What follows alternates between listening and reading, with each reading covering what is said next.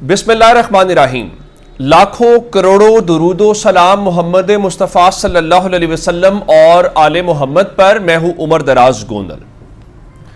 Justice Babar Sattar के सामने case था और वो केस पहले भी उन्होंने बड़े रिमार्क्स दिए थे और ये पूछा था कि ISPR कैसे फैसला कर सकता है। आप सब जानते हैं कि ISPR अफवाज पाकिस्तान का ताल्लुकात आमा का एक शोबा है जिसको हम इंटर सर्विसेज पब्लिक रिलेशंस कहते हैं। हुआ यह कि टीवी के ऊपर जो लोग बैठते हैं ना, तज्जियाकार के तौर के ऊपर, दिफाई तज्जियाकार के तौर के ऊपर, इस बारे में पैमरा ने एक नोटिफिकेशन जारी किया और उस नोटिफिकेशन के जरिए यह कहा गया कि आइंदा टीवी के ऊपर कौन सा दिफाई तज्जियाकार बैठेगा उसका फैसला ISPR करेगा।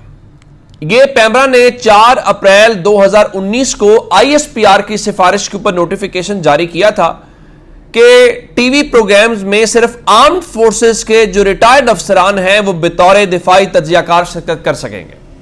अच्छा, ये वैसे मजे की बात है, वो दिफाई तज्जियाकार सियासत पे बात करते हैं, मईशत पे बात करते हैं, वो दुनिया के हर मुद्दे के एक्सपर्ट है। तो खैर, अब इस सिलसिले में हर फौजी अफसर रिटायर्ड जो है वो भी नहीं बात कर सकता था, सिर्फ वो जिनको ISPR इजाजत देगा। इस सारे नोटिफिकेशन को, जो पैमरा का 4 अप्रैल 2019 का नोटिफिकेशन है, उसको कर्नल रिटायर्ड इनामुर रहीम एडवोकेट ने इस्लामाबाद हाई कोर्ट में चैलेंज किया था। तो उस चीज को लेके जो पैमरा के वकील हैं उनसे पहले भी कुछ लीगल स्टैंडिंग ISPR की क्या है और बहुत सारे सवाल जस्टिस बाबर सत्तार साहब ने उठाए थे। तो अब जनाब अली जो पैमरा के वकील हैं वो अदालती समाअत में पेश नहीं हुए, जिसके बाद जस्टिस बाबर सत्तार साहब ने उस नोटिफिकेशन को जो ISPR की सिफारिश के ऊपर या पैमरा का जो कहना था या उनसे पेश की इजाजत से मशरूत करने का जो पैमरा का नोटिफिकेशन था, फिलहाल जस्टिस बाबर सत्तार ने उसको मुअत्तल कर दिया है, उस पर अमल दरामद रोक दिया है। ये फैसले, इस किस्म के फैसले, इस किस्म के सवालात, इस किस्म की चीजें जस्टिस बाबर सत्तार ही कर सकते हैं, जस्टिस मोहसिन अख्तर कियानी ही कर सकते हैं, जस्टिस तारिक जहांगीरी ही कर सकते हैं, जस्टिस गुल हसन औरंगजेब ही कर सकते हैं। अब यह अलग बात है कि इसके खिलाफ कोई इंट्रा कोर्ट अपील हो और जस्टिस आमिर फारूक जस्टिस बाबर सत्तार के ऑर्डर को ही उड़ा दें, वो एक अलग बात है। हां, अगर यहां से भी बात ना बने तो फिर सुप्रीम कोर्ट का आईनी बेंच तो हाजिर है और जस्टिस समीनुद्दीन खान साहब तो फिर जब उनके होते हुए तो सत्ते खैरा हैं। तो ये एक इस्लामाबाद हाई कोर्ट की बड़ी डेवलपमेंट है। नंबर 2, आज अडयाला के ऊपर, चूंकि मैंने आपको कल बताया था कि इमरान खान ने जो अडयाला में मुज़ाकराती टीम है उसको बुलाया हुआ है और अब से थोड़ी देर पहले हामिद खान पहुंच गए हैं। अब मुलाकात हो पाती है कि नहीं हो पाती, ये एक अलग बात होगी। चूंकि उमर अयूब भी हैं और उमर अयूब ने तो आज इवन मुज़ाकरात के हवाले से कहा है कि हमने किसी के पास नहीं जाना, किसी ने मुज़ाकरात करने तो करें, नहीं करना चाहते तो ना करें। और उसके बाद उनका आप समझते हैं कि हम डर जाएंगे, तो ऐसा नहीं है। लेकिन एक खबर और है, एक तो ज़ाहिरन कमेटी बनी हुई है मुज़ाकरात के हवाले से। मैं आपको यह बात बताऊं, पाकिस्तान में चीजें ऐसे होती नहीं हैं, ज़ाहिर है कोई ना कोई तमाशा आगे पीछे लगा होता है जो अवाम से छुपा करना होता है। तो आज अंसार अब्बासी का दावा यह है कि हुकूमत और तहरीक इंसाफ के दरमियान बामानी मुज़ाकरात के लिए पसे पर्दा राब्ते जल्द कायम होने की उम्मीद है, जिसके मस्बत नताइज बरामद हो सकेंगे। ये राबते उन राबतों से मुख्तलिफ हैं जो हुकूमत और सियासी जमातों से मुज़ाकरात के लिए इमरान खान की कमेटी के हवाले से अवाम में ज़ेर बहस है। मैं आपको खबर दे देता हूं, बाकी आपकी मर्जी है, आप जैसे समझ लें। खबर यह है कि कमेटियां जरूर बन गई हैं, अवाम के सामने, आपके सामने, मेरे सामने यही कहा जाएगा कि जनाब वो मुज़ाकरात हो रहे हैं, वो मिल रहे हैं। मुज़ाकरात के चैनल्स कुछ और हैं, मुज़ाकरात में शरीक अफराद कोई और हैं।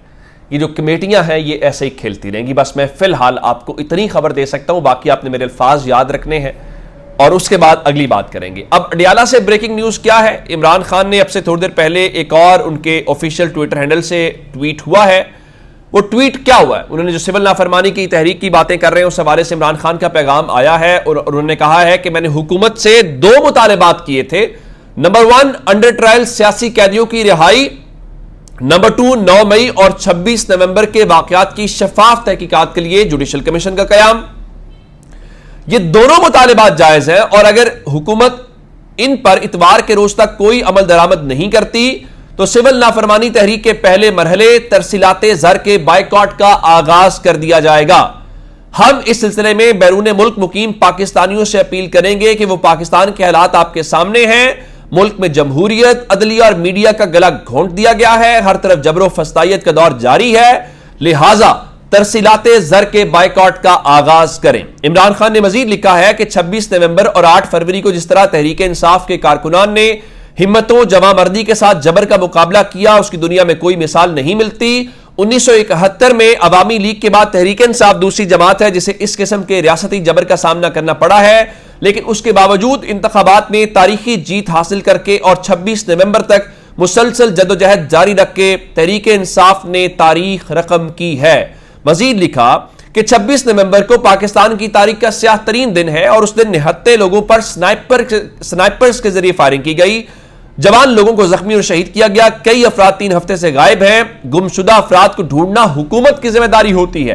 हुकूमत जवाब दे कितने अफराद कहां गायब हैं। हमारे लोगों ने जमहूरियत के लिए कुर्बानियां दी हैं। मैं बैरिस्टर गौहर समेत अपनी पार्लिमानी पार्टी को हिदायत देता हूं कि इन अफराद के लिए असेंबली में आवाज बुलंद करें।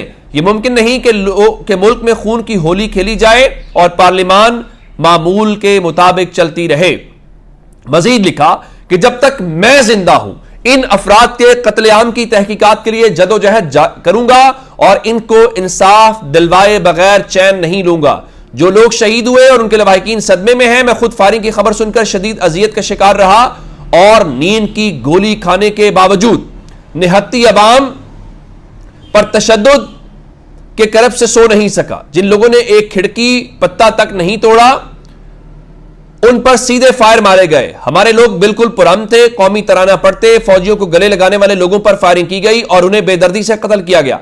ऐसा याह्या खान ने 25 मार्च 1971 को बंगाली अवाम के साथ किया था। उसके अलावा मुल्क में किसी पार्टी के साथ ऐसा सलूक नहीं किया गया। मैं जब तक जिंदा हूं 26 नवंबर को भूलने नहीं दूंगा।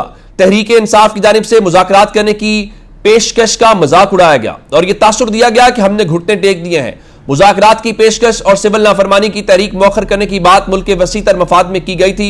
हुकूमत अगर इसमें दिलचस्पी नहीं रखती तो हमने भी मुज़ाकरात के लिए हुकूमत की कनपटी पर बंदूक नहीं रखी।